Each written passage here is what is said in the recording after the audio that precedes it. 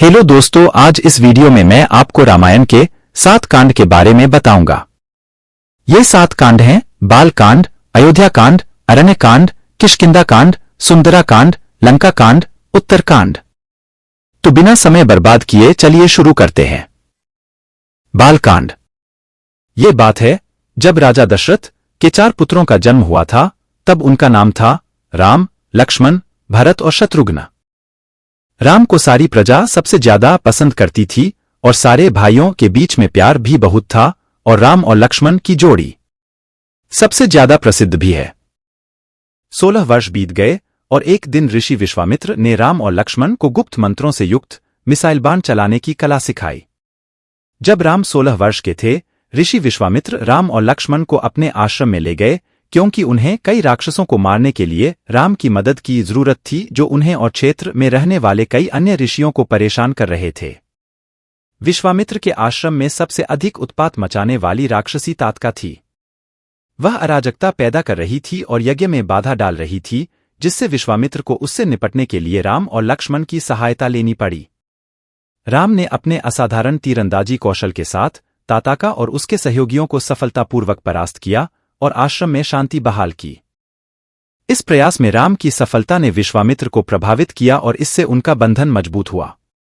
विश्वामित्र ने राम और उनके भाई लक्ष्मण को सलाह देना, उनकी यात्रा में मार्गदर्शन करना और आध्यात्मिक ज्ञान प्रदान करना जारी रखा।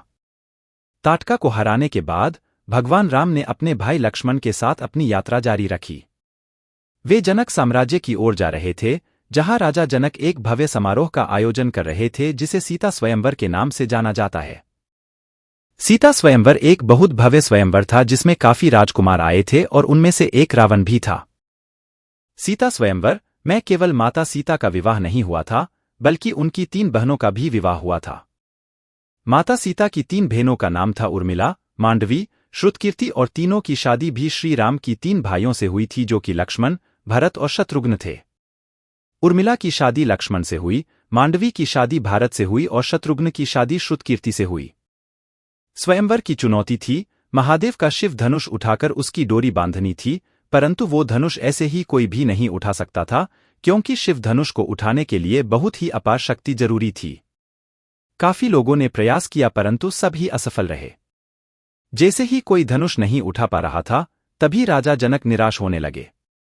परंतु श्री राम, जो कि भगवान विष्णु के अवतार थे, उन्होंने ना ही केवल धनुष उठाया, बल्कि डोरी लगाते हुए उनसे वे धनुष टूट गया, क्योंकि वह धनुष के लिए काबिल भी थे और उनके पास अपार शक्ति भी थी।